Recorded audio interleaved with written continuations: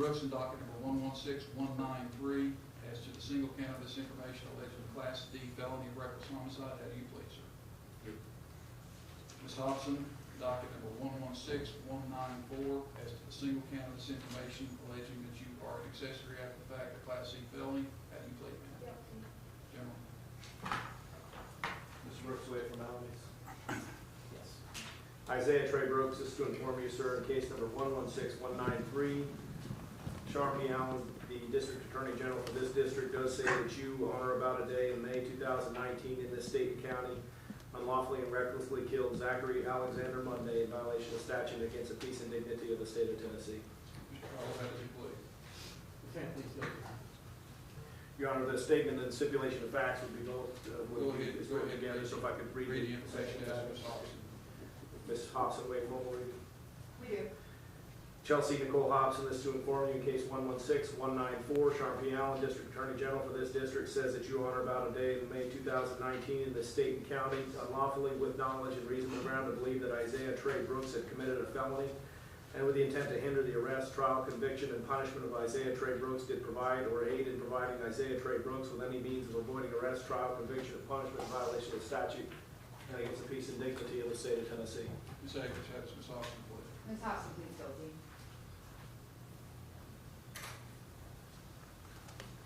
Your Honor, called to trial, the state co-witnesses listed on the information, specifically Chief Investigator Tanya McFarland, the Knox County Sheriff's Officer, who would say, the victim, Zach Munday, whose date of birth was 6/23/03, was a 15-year-old Gibbs High School student who resided in Knox County, Tennessee. He was 5'10", 130 pounds upon his death. The defendants Brooks and Hopson were also Gibbs High School students who recently graduated from Gibbs High School. Both are adults. Witnesses would testify that the victim and both defendants were friends and had an amicable social history. Further, that the relationship between defendant Brooks and the victim included instances where the victim would spend the night at Brooks' residence. On the evening of Saturday, May 25th, to the early a.m. hours of May 26, 2019, which was Memorial Day weekend, the victim attended a gathering at the residence of Noel Levia, another student at Gibbs, located here in Knox County, Tennessee, along with dozens of other students, including the defendant Brooks. The gathering was intended to note the end of high school and the death of a fellow Gibbs High School student whose burial and funeral took place that very day. The parents of Mr. Levy were out of town, and the attendees of the party were all high school-age minors and adults. The victim planned, with his parents' knowledge, to spend the night at a friend's house that was in walking distance to Levy's residence. Witnesses would testify and evidence would show that alcohol was being consumed at the party. Both Brooks and the victim consumed same to a level of intoxication. The underage consumption of alcohol and the fear of that being discovered by parents became a theme discussed among many students during the night as this incident unfolded. Evidence would show that defendant Brooks called defendant Hopson to pick him up from the party, and Hopson arrived outside the residence as planned at approximately 2 a.m. As Hopson arrived to pick up Brooks outside the residence, the victim and the defendant became embroiled in a physical confrontation outside the party. What happened to end the physical confrontation is in controversy. An eyewitness reports that during that confrontation, he witnessed the defendant Brooks physically pick up the victim and slam him headfirst onto the pavement in front of the residence. Another witness outside at the time of the confrontation reported that Brooks was seated in Hopson's car. She saw the victim running down the street and saw defendant Brooks chasing after the victim. As her back was turned, she heard the victim's head striking the pavement, and when she turned, she saw the victim on the ground and defendant Brooks a short distance from the victim. In a subsequent interview with the Knox County Sheriff's Office, defendant Brooks denied assaulting and or harming the victim in any way. Rather, he forced the victim ran and fell, striking his head on the pavement. In a subsequent interview with the Knox County Sheriff's Office, defendant Hopson denied seeing any moment of physical contact between defendant and victim. Rather, she reports that prior to the impact, she heard defendant Brooks say, "Why the fuck did you hit me?" as Brooks was exiting her vehicle to confront the victim. As the victim was scooting away from Brooks, Hopson saw defendant Brooks begin to pursue the victim. Further, she heard a loud thud she assumes was the victim's head striking the pavement, and when she looked in that direction, defendant Brooks and the victim were on the ground together, and she rushed to the victim's aid. Examination of the scene along with witness statements indicate the victim was bleeding from the ear at the site of impact in the street. Multiple witnesses would testify that the victim was first placed into defendant Brooks' Hummer vehicle, which was parked in the driveway, but he was subsequently brought to the basement of the residence where the group discussed treatment of his bleeding ear and whether the victim needed to go to the hospital. The victim's responsiveness would also be in controversy. Multiple witness statements indicate the victim was unresponsive and or mumbling and or answering in one-word sentences. However, other witnesses report the victim was talking and responsive. Some witness statements indicate the victim stated he did not want to be taken to the hospital. As the victim was in the basement, 11 different witnesses at the party would testify in some manner that the defendant Brooks was either apologetic to the victim and or stated that he had slammed, hit, or beat his ass when explaining the victim's injuries. Brooks further stated to others that he was going to take care of the victim and that the victim did not need to go to the hospital because he merely had a busted eardrum. The victim was eventually brought out to defendant Hopson's vehicle. Several witnesses would say they believed that the victim was being transported to the hospital when Hopson's vehicle left Levia's residence. Defendant Brooks lives with his parents at a residence located at 5832 Chaswell Pike, Knoxville, Tennessee. The residence is situated such that the main area of the residence is upstairs, but the defendant Brooks lives in a walkout basement apartment-style area with a bedroom, bathroom, and shower common area, all with keyed access to his living area separate from the main entrance or area of the home. Thereafter, at 4 a.m., defendant Hopson transported the victim, defendant Brooks, and others to Brooks' residence. At the defendant Brooks' residence, Brooks told others that he would take care of the victim and that he assured others that he would awaken his parents who were sleeping upstairs if the victim needed to go to the hospital. The victim was brought into the residence by defendant Brooks and another and was taken into the shower, and the defendants both report that the victim ultimately went to bed in the defendant Brooks' bed along with defendant Brooks and defendant Hopson. The witness reports that he attended the party and also spent the night at defendant Brooks' residence. He reported the victim was mumbling and that the defendant Brooks was carrying the victim into the residence like an athlete being assisted from the field of injury. He reports the victim was taken into the shower by defendant Brooks and he could hear the victim vomiting. He left the residence at 9 a.m. and went into Brooks' bedroom and observed the victim in bed with both defendants. He reports that he could hear the victim breathing deeply prior to leaving the residence.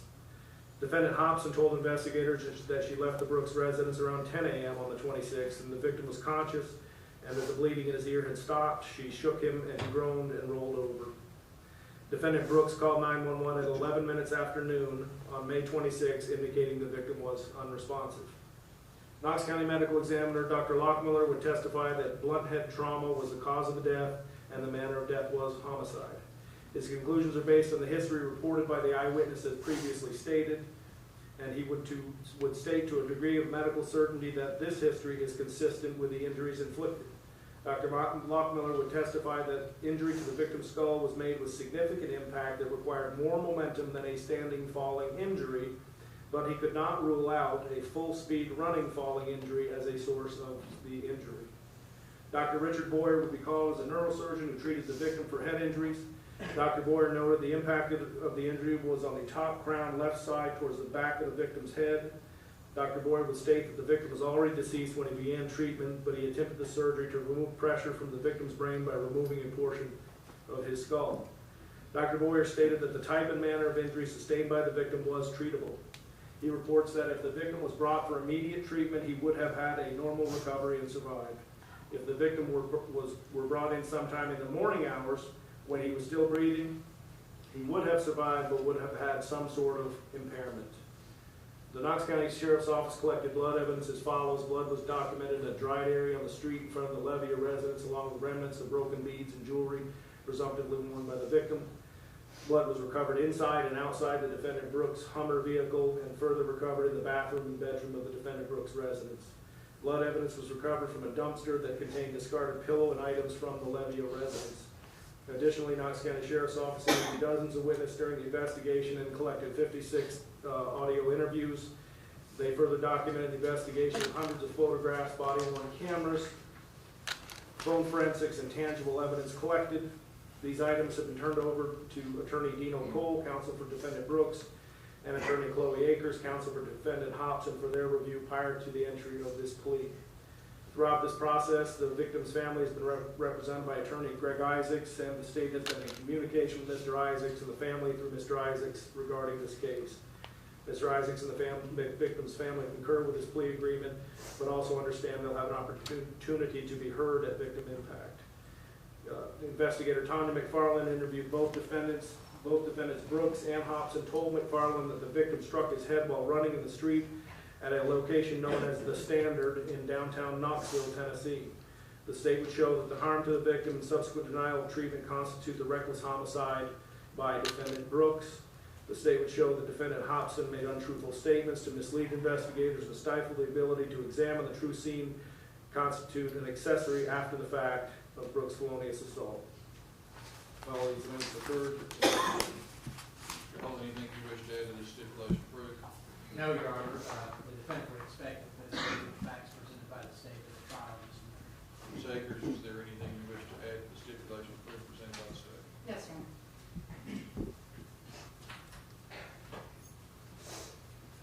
I'd like to clarify a couple of the statements contained in the statement of facts as it relates to Chelsea Hopson. The state informed Your Honor that blood evidence was recovered from a dumpster that contained discarded pillows and items from the Leyva residence. I want to make the record clear that Ms. Hopson did not take any of those items to the dumpster and put them there. Admittedly, Noel Leyva, whose home it was that this party occurred at, put those items, including a pillow with blood, into a black garbage bag. I believe there were 4, and it was he who took them to the dumpster. Ms. Hopson had no knowledge of that, nor did she participate in that. The second clarification that I think is pertinent for the purposes of the record is that while she is pleading guilty to accessory after the fact of a felony, I'd like to make it clear that that is to the felony of aggravated assault. At the time that Ms. Hopson admittedly provided mischaracterized information to law enforcement, the decedent in this case had not yet passed. As a result, the case law is very clear that it is impossible to be an accessory after the fact to a reckless homicide or any other homicide for that matter, and therefore the underlying enumerated felony would be aggravated assault only. I would also point out additionally, Your Honor, that the basis of Ms. Hopson's accessory after the fact, as I recently stated, was not destroying or hiding evidence. It was a misrepresentation to law enforcement that the location of the party was at the Standard. That representation was made to law enforcement, admittedly at the direction of Isaiah Brooks. I would also point out to Your Honor that the following day, Ms. Hopson came to this very building with her father, sat down with law enforcement, and admitted that the party had not occurred at the Standard. I would finally point out that on May 31st, Ms. Hopson met again with law enforcement and gave another statement. At that time, the decedent in this case had passed away. There was nothing contained in that statement which would come within the purview of the statute accessory after the fact. All right, Thank you, Your Honor. thank you. But you concur and agree that the factual basis that provided by the state provides a sufficient factual basis for entry of the plea? We agree that the factual basis is sufficient for Ms. Hopson to plead to accessory after the fact. Yes, Your Honor. All right, thank you. Mr. Cole, do you waive 45 days for entry of sentence in this case? Yes, Your Honor. Ms. Akers, do you waive 45 days for entry of sentence in this case? We do. All right, the court will accept each of the pleas given today as having been given freely and voluntarily with a sufficient factual basis in support of each plea. Observe further entry of judgment pending completion of the pre-sentence investigation report, subsequent sentencing hearing, which will include but will not be limited to victim impact statements provided by the victim's family. All right, let's set this. Is everybody available either October 31st or November 1st? Day of the week are those, Judge? I'm sorry, What day of the week are those? Thursday, Friday. What's the matter? What were the dates again? October 31st and November 1st. We can do the first. Judge, is there a possibility we can do it in the afternoon? Yes. Judge, you agree? We can do it on the first, Your Honor. We can answer, Your Honor. All right, set it for November the 1st. Let's just go ahead and set it for 1 o'clock that afternoon so that everybody knows at least approximate time that we're going to get started. All right, and they've already been booked on the United cases, correct? Yes, Your Honor. All right. There's a couple things that have to be taken care of, ladies and gentlemen, in preparation for this sentencing hearing. There is a document that must be prepared in order for this court to conduct a sentencing hearing. It's called a pre-sentence investigation report. That report cannot be completed without your participation. It is not the responsibility of your attorney to take care of this for you. It is not the probation officer's job who is preparing this report. It's not their responsibility to chase you down, find you, and interview you. It is your responsibility to make the phone call, set up the appointment, keep the appointment, and conduct the interview. Do I have any questions about what we got to do? Ms. Hopson? All right. Does the court also want to consider possibly a referral to enhance just in case based on the nature of the charges, or do you want to start with the state and then we'll move if we get? I don't think this is one that enhance will be involved in. Is the state aware that do either one of them have any criminal history? Juvenile history of Mr. Brooks, but not the ones. Your Honor, I can represent that we actually passed up with our paperwork for certificate of eligibility for judicial diversion. Ms. Hopson has absolutely no prior criminal history. Well, I'm going to start with state probation. Obviously, that doesn't mean that if their report comes back that deems either of you a moderate to high risk if we may not let somebody else take a look at you. But let's start out with that now, and I will see everybody back here at 1 o'clock.